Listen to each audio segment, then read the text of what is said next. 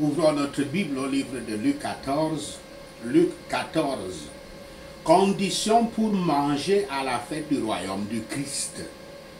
Conditions pour manger à la fête du royaume du Christ. Luc 14, versets 1 à 6. Christ guérit un homme le jour du sabbat. Versets 1 à 2. S'il semble suspect que Yahshua soit invité à manger avec un éminent pharisien, de tels soupçons sont confirmés lorsque nous lisons qu'il est surveillé attentivement. L'homme malade vient à lui le jour du sabbat. Verset 3. Yahshua est conscient du piège et demande aux autres convives s'ils croient qu'il est légal de guérir le jour du sabbat. Puisque le sabbat interdisait le travail, les rabbins débattaient généralement de la question de savoir s'il était licite de faire du bien, comme la guérison le jour du sabbat. Des rabbins ont des opinions différentes dessus. En général, on considérait que seules des maladies ou des blessures pouvant mettre la vie en danger pouvaient être traitées le jour du sabbat. Verset 5. Yahshua sait que les pharisiens n'hésiteraient pas à faire une exception à leur tradition du sabbat si l'un de leurs fils ou même un de leurs animaux avait besoin d'aide. Ce pharisien ainsi que d'autres semblent avoir eu un mauvais plan en recevant Yahshua chez lui. Mais notre Seigneur ne sera pas empêché de guérir un homme, bien qu'il sache qu'une clameur sera soulevée à son encontre le jour du sabbat. Il faut veiller à bien comprendre le lien entre la piété et la charité dans l'observation du sabbat et la distinction entre les œuvres de nécessité réelle et les habitudes de complaisance. La sagesse d'en haut enseigne la persévérance du patient dans le bien-être. Luc 14, verset 7 à 14, Yahshua enseigne l'humilité. Versets 8 à 11, certains sièges, généralement les plus proches de l'hôte, étaient considérés comme des places d'honneur. Cela était vrai non seulement pour les pharisiens, mais dans tout le monde gréco-romain. C'était devenu un art de réserver l'un des meilleurs sièges en toute occasion. Nous continuons à le voir aujourd'hui et en particulier dans les églises dites chrétiennes. Vous allez voir dans des églises qui se disent chrétiennes des places, généralement celles de devant, qui sont écrites dessus, réservées. Versets 12 à 14. Yahshua défie les convives du dîner à offrir des repas à ceux qui ne peuvent pas se permettre de fêter, à savoir les pauvres, les infirmes, les boiteux et les aveugles. Lors de la planification d'un banquet, la tentation est d'inviter ceux qui sont les plus susceptibles de nous bénéficier en retour. Ainsi, on pense d'abord à inviter les membres de la famille ou des amis riches et qui nous rendront l'appareil. Nous sommes tentés de donner pour obtenir dans un échange commercial. Yahshua enseigne que cette pratique devrait être non seulement révisée, mais inversée. Même dans les actions courantes de la vie, le Christ souligne ce que nous faisons, non seulement dans nos assemblées religieuses, mais à nos tables. Nous voyons dans de nombreux cas que l'orgueil d'un homme va le rabaisser. Et nous savons qu'avant l'honneur, il y a l'humilité. Notre Sauveur enseigne ici que les œuvres de charité sont meilleures que les œuvres de spectacle. Mais notre Seigneur ne voulait pas dire qu'une libéralité orgueilleuse et incroyante devrait être récompensée, mais que son précepte de faire du bien aux pauvres et aux affligés devrait être observé par amour pour lui. Luc 14, versets 15 à 24. Parabole du grand souper. Versets 16 à 20. La parabole de Yahshua confirme que, en effet, les chefs d'Israël devraient être au banquet. Les invitations avaient été envoyées bien avant l'événement et il semble que les destinataires avaient répondu qu'ils viendraient. Mais quand le grand jour arrive et qu'un messager est envoyé pour les escorter à la salle de banquet, ils donnent tous des raisons selon lesquelles ils ne peuvent pas y assister. Et ils attendent le maître du banquet, qui doit certainement représenter Yahweh, pour s'excuser. Versets 21 à 24. À la fin, le dîner du pharisien est correct. Ce sera une bénédiction de manger à la fête dans le royaume de Yahweh, comme cela est dit au verset 15. Mais la liste des invités sera très différente de ce que chacun de ceux présents peut imaginer. Dans cette parabole, observez la grâce et la miséricorde gratuite de Yahweh qui brillent dans l'évangile du Christ, qui seront la nourriture et le festin pour l'âme d'une personne qui connaît ses propres besoins et ses propres misères. Tous ont trouvé un prétexte pour excuser leur présence. Cela est un reproche à la nation juive d'avoir négligé les offres de la grâce du Christ. Cela montre aussi le retard à s'excuser devant l'appel de l'Évangile. Le manque de gratitude chez ceux qui négligent l'Évangile et le mépris montré envers le Dieu du ciel par là le provoquent justement. Les apôtres devaient se tourner vers les gentils lorsque les Juifs refusèrent l'offre et avec eux l'Église était remplie. La provision faite pour les âmes précieuses dans l'évangile du Christ n'a pas été faite en vain. Car si certains refusent, d'autres accepteront volontiers l'offre. Les plus pauvres et les plus bas du monde seront les bienvenus au Christ en tant que riches et grands. Et plusieurs fois, l'Évangile a le plus grand succès parmi ceux qui travaillent sous des désavantages mondains et des infirmités physiques. La maison du Christ sera enfin remplie. Ce sera le cas lorsque le nombre des élus sera terminé. Luc 14, verset 25 à 35. La nécessité de la considération et de l'abnégation. Versets 25 à 27.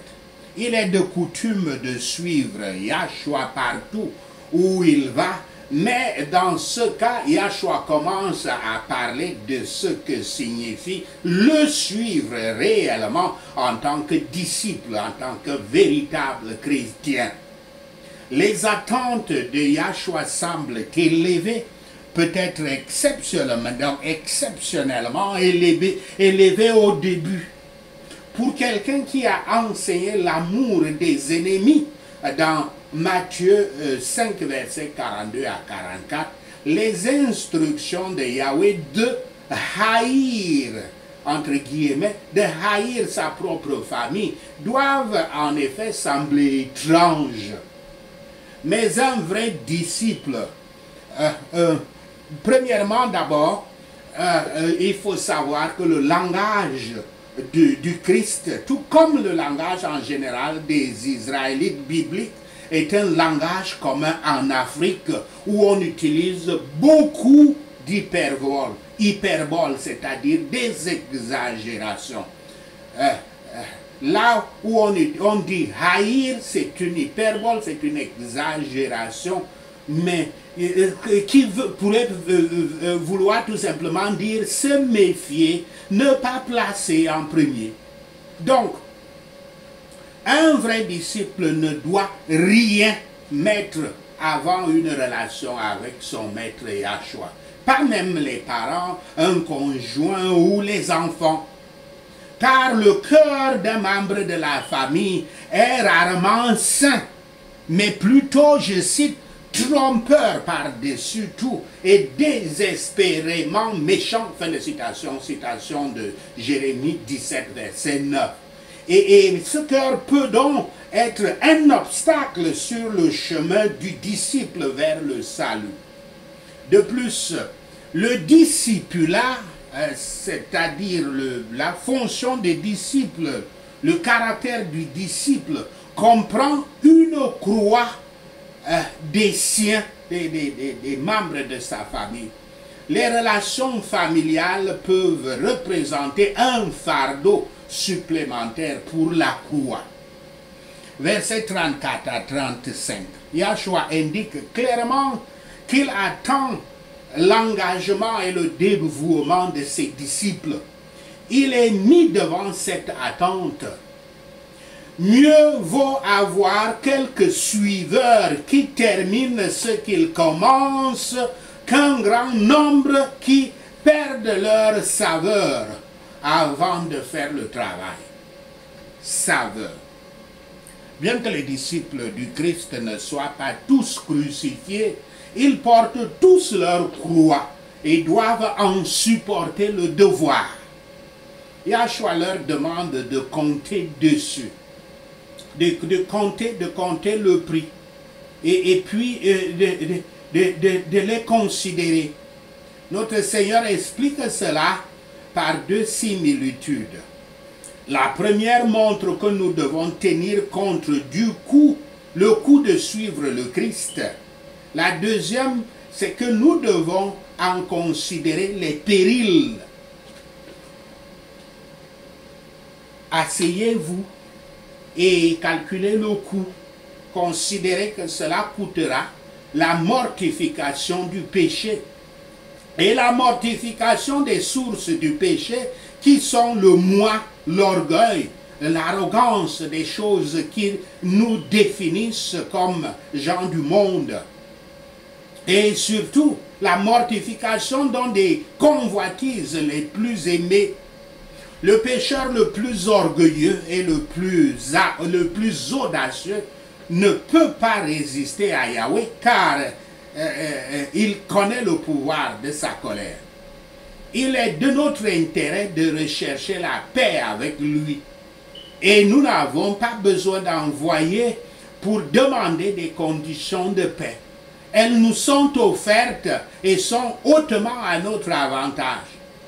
En quelque sorte, un disciple du Christ sera mis à l'épreuve. Entendez-vous cet évangile de nos jours dans nos églises?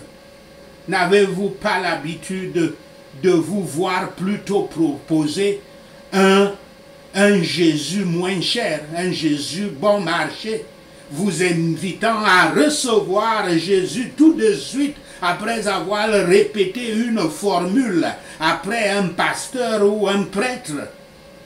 Sûrement, il n'y a pas de christianisme dans un Jésus bon marché, un Jésus moins cher.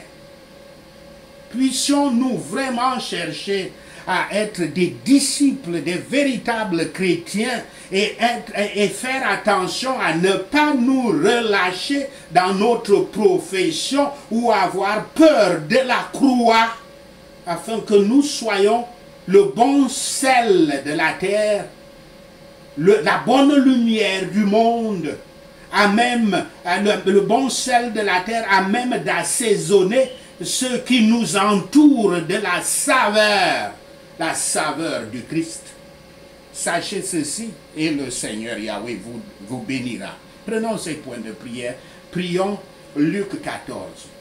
Tout ennemi m'invitant à manger chez lui afin de me surveiller attentivement, je viendrai te dire le mal de tes traditions au nom de Yahshua le Messie. Quand je remarque comment les invités choisissent les places d'honneur à la table, je leur dirai le mal en cela au nom de Yahshua le Messie. Quand quelqu'un m'invite à un festin de mariage ou à un banquet, je ne prendrai pas la place d'honneur, car une personne plus distinguée que moi peut avoir été invitée au nom de Yahshua le Messie. Si c'est le cas, l'hôte qui nous a invités tous les deux viendra me dire, donne cette place à cette personne au nom de Yahshua le Messie. Puis, humilié, je devrais prendre la place la moins importante au nom de Yahshua le Messie. Je prie. Quand je suis invité, je prendrai la place la plus basse pour que, quand mon hôte viendra, il me dise, ami, monte à une meilleure place au nom de Yahshua le Messie. Ainsi, je serai honoré en présence de tous les autres invités au nom de Yahshua le Messie. Car tous ceux qui s'exaltent seront abaissés et ceux qui s'humilient seront exaltés au nom de Yahshua le Messie. Quand j'offre un dîner, un déjeuner ou un dîner, je n'inviterai pas mes amis, mes frères ou mes sœurs, mes proches et mes riches voisins au nom de Yahshua le Messie. Si je le fais, ils peuvent m'inviter en retour et je serai remboursé au nom de Yahshua le Messie. Mais quand je donnerai un banquet, j'inviterai les pauvres, les estropiés, les boiteux, les aveugles, et je serai béni au nom de Yahshua le Messie. Bien qu'il ne puisse pas me rembourser, je serai remboursé à la résurrection des riches au nom de Yahshua le Messie. Heureux celui qui mangera au festin du royaume de Yahweh au nom de Yahshua le Messie. Yahweh avait préparé un grand banquet et invité de nombreux invités au nom de Yahshua le Messie. Au moment du festin, l'Éternel envoya son serviteur dire à ceux qui avaient été invités, les Juifs, venez, car tout est prêt maintenant, au nom de Yahshua le Messie. Mais tous s'étaient mis à faire des excuses. Le premier dit, je viens d'acheter un champ et je dois aller le voir. Veuillez m'excuser, au nom de Yahshua le Messie, nous prions. Un autre dit, je viens d'acheter 5 paires de bœufs et je suis en train de les essayer. Veuillez m'excuser. Au nom de Yahshua le Messie, nous prions. Encore un autre dit, je viens de me marier, alors je ne veux pas venir. Au nom de Yahshua le Messie, nous prions. Le serviteur revint et rapporta ceci à son maître. Au nom de Yahshua le Messie, nous prions. Alors, Yahweh se mit en colère et ordonna à son serviteur de sortir rapidement dans les rues et les ruelles de la ville et d'amener les pauvres, les estropiés, les aveugles et les boiteux au nom de Yahshua le Messie. Mais après que l'ordre de Yahweh fut donné, mais qu'il y avait encore de la place, Yahweh dit à son serviteur d'aller sur les routes et les chemins de campagne, et dans les pays et les nations, et de les contraindre à entrer afin que sa maison soit pleine, au nom de Yahshua le Messie. Car aucun des premiers invités n'aura goûté au banquet de Yahweh, au nom de Yahshua le Messie. Si quelqu'un vient à la suite du Christ et ne hait pas père et mère, épouse, mari et enfants, frères et sœurs, oui, même sa propre vie, une telle personne ne peut pas être le disciple du Christ, le véritable chrétien, au nom de Yahshua le Messie. Quiconque ne porte pas sa croix et ne suit pas Yahshua ne peut être son disciple, un véritable chrétien, au nom de Yahshua le Messie. Supposons que je veuille construire une tour. Je dois d'abord m'asseoir et estimer le coût pour voir si j'ai assez d'argent pour la compléter, au nom de Yahshua le Messie. Si je pose les fondations et que je ne suis pas capable de la terminer, tous ceux qui la verront se moqueront de moi en disant cette personne a commencé à construire et n'a pas pu finir. Au nom de Yahshua le Messie, je prie. Ou supposons qu'un roi s'apprête à faire la guerre à un autre roi.